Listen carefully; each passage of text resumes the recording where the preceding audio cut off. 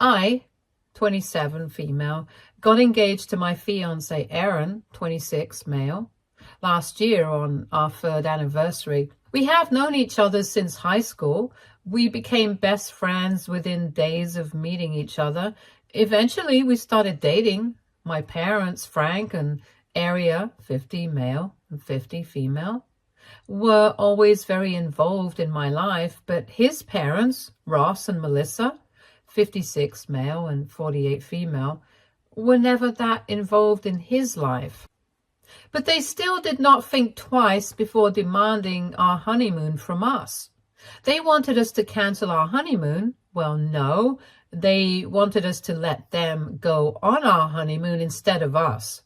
When we asked what they meant, they explained by saying that they have finally reconciled at our wedding after 12 years of being apart, and they deserve a vacation together to rekindle their love. Aaron used to always talk about how terrible his parents were when they were still married, and he was genuinely relieved when they finalized their divorce. That was before I came into his life. I have seen his parents around for his birthdays and stuff, but they were never spotted together because they kept absolutely no contact whatsoever. Anyways, so when we started planning for our wedding, my family was all in, but his parents did not even bother to ask about it. They just let us know that they will be there. We made sure they knew that both of them will be present there, just to avoid any drama on the wedding day. But they seemed completely okay with it. Cut to the wedding day, and everything seemed perfect. Everything went smoothly, and after 4 years of being together, we were finally married. We had dreamt of this day for so long. We were so happy and into each other that we barely even noticed anyone else. Then, in a while, the reception started. Everyone was having fun, dancing and drinking. We did catch a glimpse of Aaron's parents sitting together by the bar and chatting. He thought it was nice that they were trying to act civilized after being on the outs for over 12 years. Then came the time for toasts.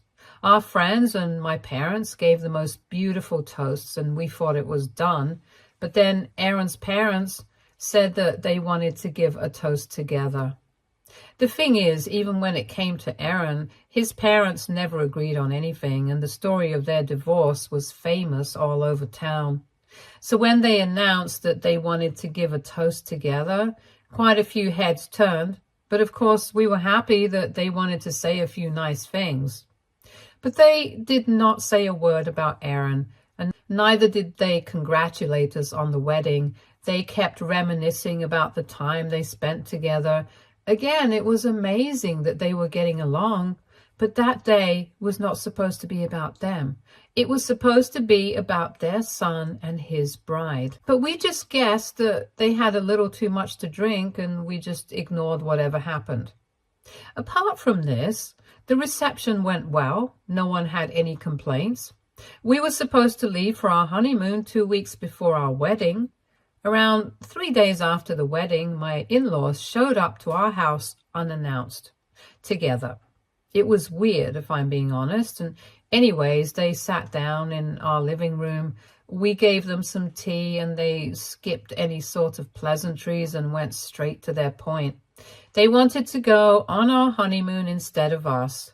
Their reason was that we are still young.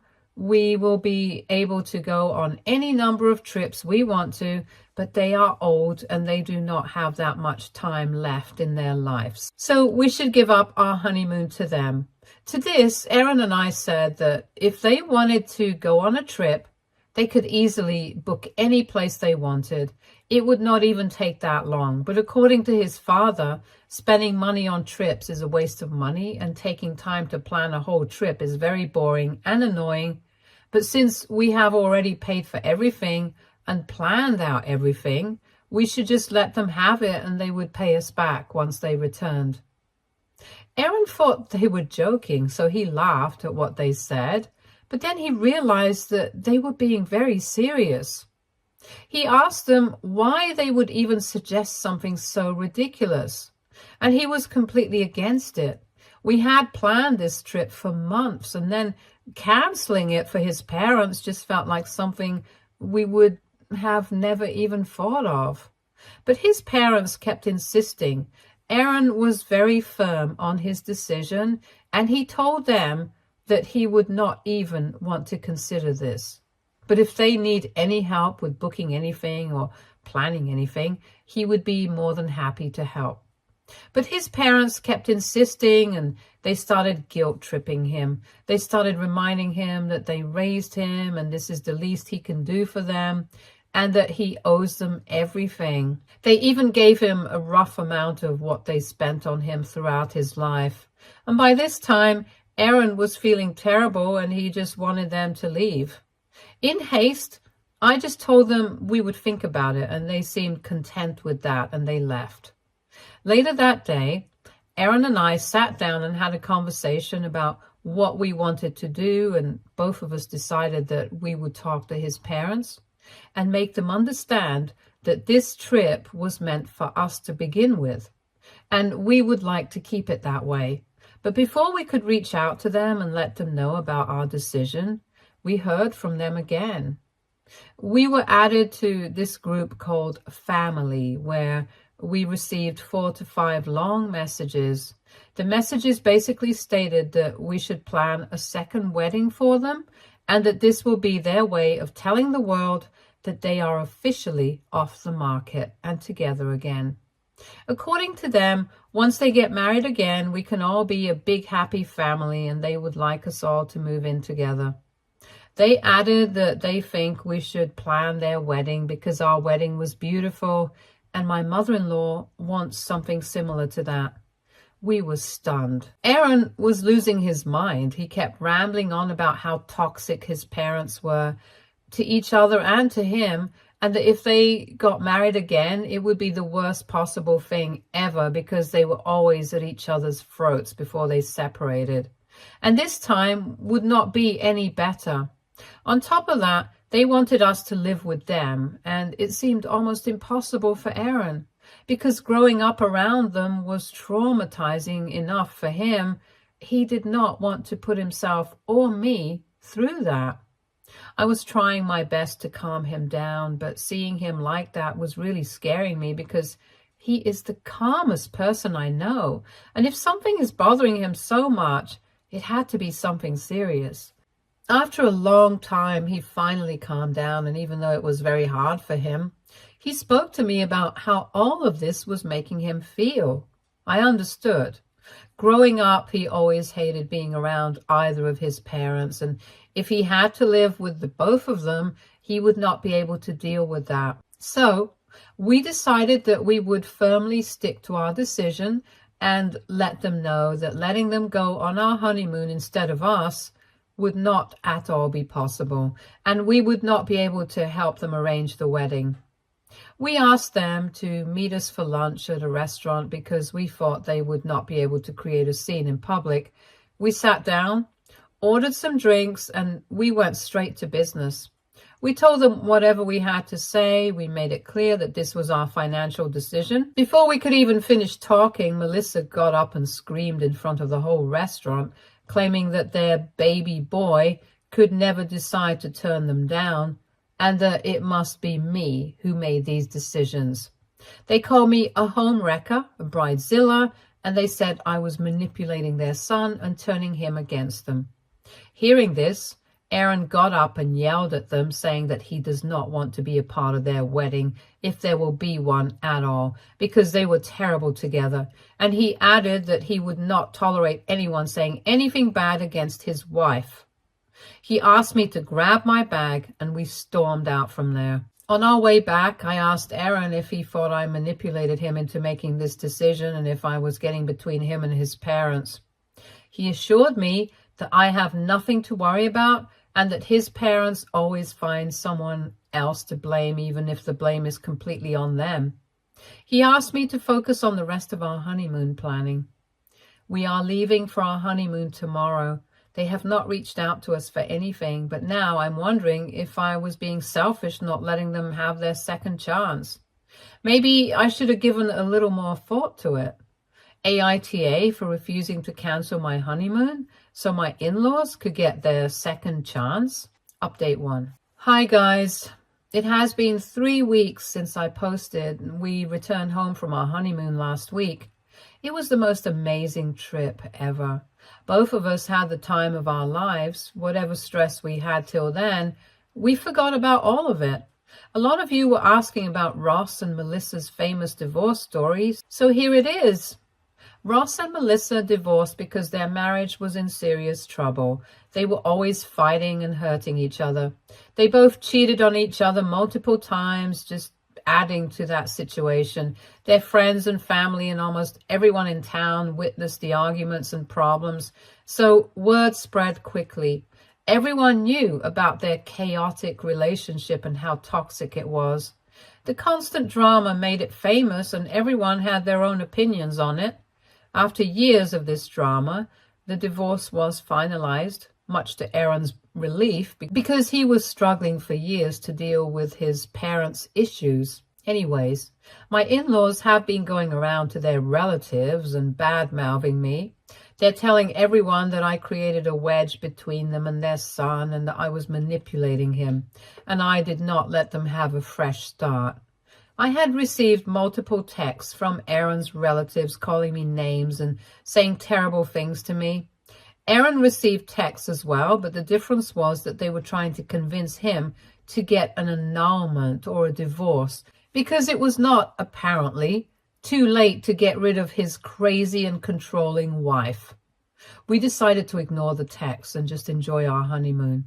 The day after we returned from our honeymoon, Aaron called his parents and he asked them to stop being childish and stop spreading dumb rumors around. He let them know that doing this is only driving him further away from them, and he may not ever want to see them again if they continue this. They kept trying to convince him that I was manipulating him, making him say these things to them, and they could never believe that he would disregard their feelings and talk to them like this. He screamed at them, saying that I was not making him behave like this.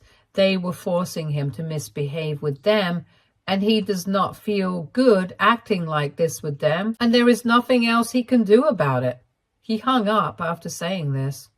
Within 5 minutes of the phone call, Aaron's father called me. I did not expect any positive outcome from this phone call, but I picked it up anyway, and I was not wrong. My father-in-law used the worst profanities known to humankind and said that I was turning their son against them, and if I did not stop doing whatever I was doing, he would make me regret it. I made myself very clear to him by saying that I was not doing anything. They were bringing this upon themselves by saying terrible things about me to people, making them text me and calling to threaten me. I told him if he wanted to do something, he should go ahead. But then Aaron will anyways hear about this phone call as soon as we hung up, and I cut the call. But the thing is, I have not told Aaron about this. It feels unnecessary, and I do not want to make the situation worse than it already is. But I will not lie. I'm afraid of what my father-in-law might do. I'm hoping it was an empty threat, but how can I tell? If something happens, I do not know what I will do. Until then, I need to be very alert. But I cannot figure out if I should tell my husband about this. I do not know if it would be the right thing to do. Things between them are as bad as it can get. I don't want to make it worse. Update 2. It has been 3 weeks since the phone call. Things have only gotten worse with Ross and Melissa.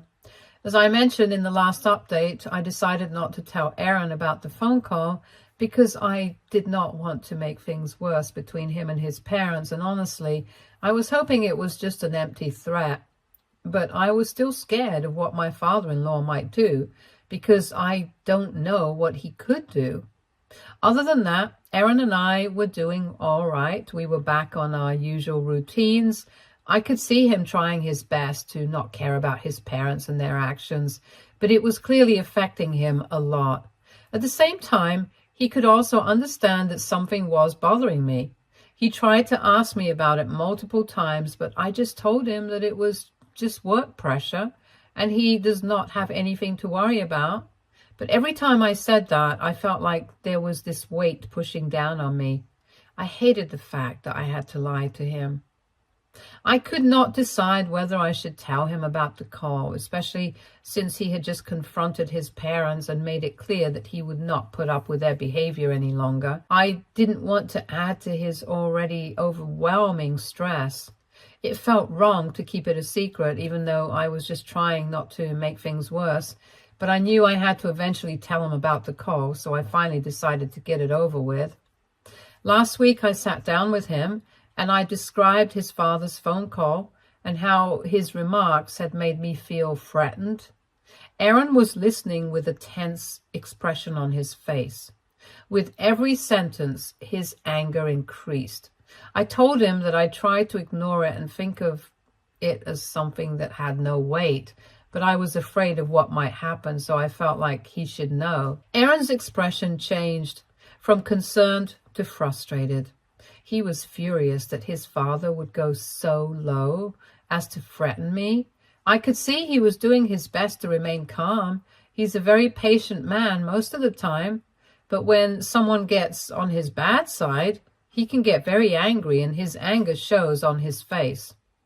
He paused to gather his thoughts before responding. He expressed his deep disgust with his parents, and he promised to handle the situation and guaranteed that I would never have to face such mistreatment again.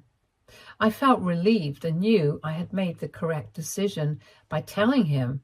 It took a lot of weight off my shoulders, and I no longer felt alone in dealing with his parents. Aaron and I sat down together and discussed what we should do next. We decided that Aaron would contact his parents once more, but this time he would be very clear about our expectations. He would tell them that their behavior had to stop and that we would not let them interfere with our lives any longer. We agreed that to protect our relationship, we needed to establish clear boundaries. It was not just about putting an end to the arguments. It was about creating a safe space for us to live our lives free of the constant stress they were causing. We wanted to live a peaceful life together, but we knew we could not do so if his parents kept bringing negativity and drama. Aaron and I promised to always put our marriage first.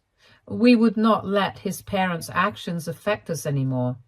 We have not had time to reach out to his parents yet, but I will put an update after Aaron has a conversation with them. Update 3. Hi guys, it has been a week since the last update and Aaron finally spoke to his parents. So around 3 days back, Aaron called his mother. He was doing his best to remain calm. He wanted to speak to her in a respectful way to make sure she understood our boundaries. He felt nervous and worried, but he knew he had to do it. When she finally picked up, Aaron began explaining how their actions hurt us. He told her it was difficult for him because his parents did not respect our decisions. He mentioned how their constant demands were putting a lot of pressure on us. I was able to hear Aaron's end of the conversation, but she was clearly unhappy.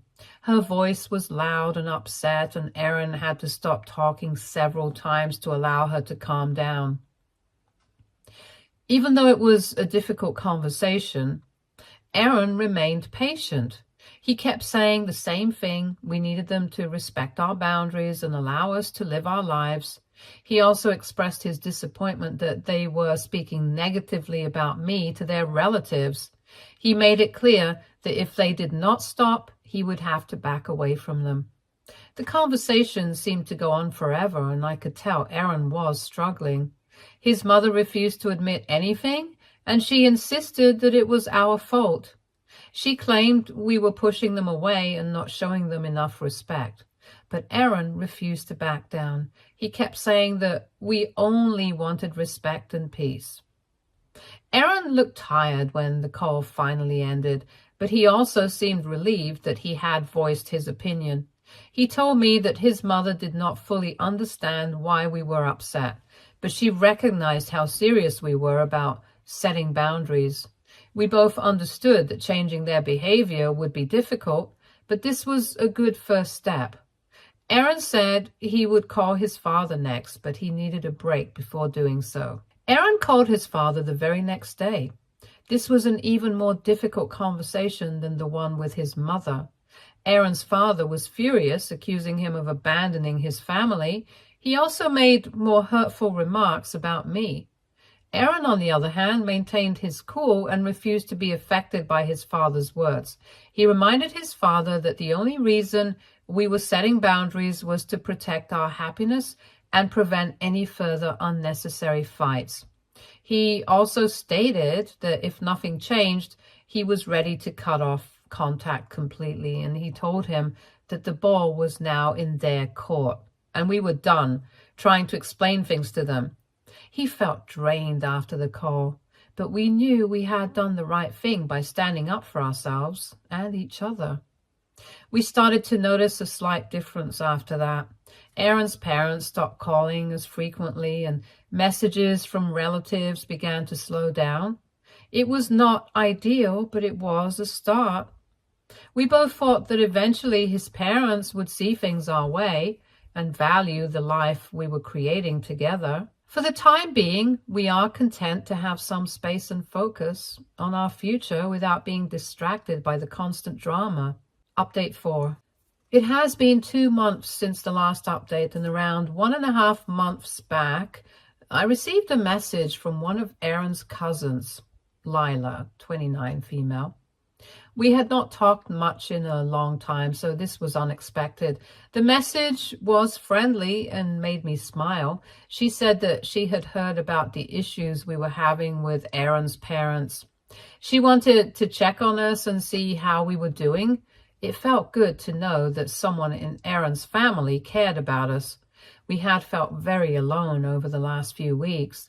Aaron's parents had been making our lives complicated, and we were not sure how to handle it. We thought his entire family was against us. However, talking to his cousin gave us hope. Aaron's expression changed as he read the message. He seemed relieved. His cousin said she knew how difficult things were for us. She added that she disagreed with how Aaron's parents treated us. This was very important for us to hear. Even though it looked like we were alone, we felt supported. After talking, we decided to meet up and discuss everything that had happened. It was nice to know that someone in the family wanted to help us. We met at a coffee shop nearby. Lila was as warm and friendly as I remembered. We ordered drinks and sat down to talk. As we began to share our stories, it felt like a weight had been lifted from our shoulders. Aaron opened up about how his parents made him feel. He discussed how their actions had hurt him. It was difficult for him to share his feelings, but it felt good to finally share them. His cousin listened attentively. She nodded and showed that she understood. She also talked about growing up in the family. She discussed how Aaron's parents' drama affected her as well. It was comforting to know that we were not alone in how we felt. After a while of talking, we felt more connected. We realized that we could rely on each other during this trying period. His cousin said she wanted to be there for us and help us with the family issues. We were grateful for her support. We felt so much better as we left the cafe. The meeting had been an absolute relief. At this point, it feels like maybe things might just eventually get better with Aaron's family. We have decided to stay in touch with Lila and continue to build that relationship. It really is a relief to finally have someone to talk to about this mess apart from each other. Update 5. Hey guys, it has been almost 6 months since I gave an update. I have been caught up in a few things. This hopefully is the last update. Aaron and I kept in touch with Lila after we met at the coffee shop. We texted her frequently and made plans to hang out more. We felt better each time we spoke. We took comfort in the fact that there were still family members who cared about us. 5 months ago, Lila invited us to a family barbecue. We were initially nervous about going, We were concerned that Aaron's parents might be present and we did not want to deal with any drama, but she guaranteed us that she would help to keep things calm. We decided to go, feeling hopeful. Once we arrived at the barbecue, we noticed her right away. She greeted us cheerfully and made us feel welcome. The atmosphere was fun and relaxing. As we interacted with other family members, we began to feel more at ease. Throughout the entire afternoon, we spent time talking with Lila and meeting the rest of Aaron's relatives. They were welcoming and supportive. It was nice to connect with them, especially since we had been feeling so isolated. We eventually made our way out of the house and into the backyard, where we noticed Aaron's parents in another corner. They did not seem to notice us at first, as they seemed to be having a conversation of their own. This allowed us to enjoy the barbecue without worrying about them. After a while, Lila suggested we say hello to his parents. She said it was an excellent opportunity to show our willingness to move forward. We were both nervous, but we agreed. When we approached them, Aaron's parents looked surprised. In the beginning, there was an awkward silence, but then Aaron spoke up. He greeted them and attempted to keep the mood light. We made small talk, and it turned out to be better than we expected. They were not rude. On the contrary, they were polite and sweet, and it felt as if the tension between us started to ease. Throughout the evening, we interacted with other family members, and it was nice to see that people wanted to get to know us better. This allowed us to move past Aaron's parents' drama for the night, at least. In the coming weeks, we kept in touch with Lila and other family members, and they tried to keep in touch with us as well. We built up our connections, and it felt good to have a support system. The more we interacted with them, the more things started to look up. We also decided to have a straightforward discussion with Aaron's parents.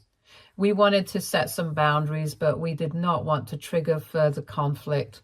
We felt prepared to discuss what had occurred and express our feelings peacefully. Over the weekend, we invited his parents to lunch at a nice restaurant. We intended to create a peaceful setting for the conversation. Aaron's cousin had encouraged us to take this step, and we hoped it would be helpful. At lunch, we began by catching up. We discussed our lives, work, and some interesting plans we had. We gradually shifted the conversation to the last few months. We explained how their actions had made us feel and how they had affected Aaron. To our surprise, they did listen. They did not make any interruptions or become angry. Instead, they seemed to consider what we were saying. This was a small win for us. Aaron's parents apologized for their behavior after we expressed our feelings. They admitted that they were out of line. They explained that they were just trying to get back together and have a fresh start, but they were uncertain about how to do so. They also said they realized that they messed up with Aaron when he was growing up, and they feel terrible about it. And even though they cannot go back and fix things, they would like to make things better moving forward. We felt relieved after hearing their apology. Aaron felt even better because they finally acknowledged all the mistakes they made when he was still a child. We ended our lunch on a positive note. We felt like we could breathe again. It was obvious that things were beginning to change. Over time, we had established an understanding with Aaron's parents. They began to accept our point of view, and we saw a different side of them.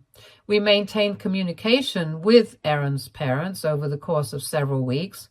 We noticed that they were attempting to be more supportive and respectful, and we felt like we were getting closer to a healthier relationship.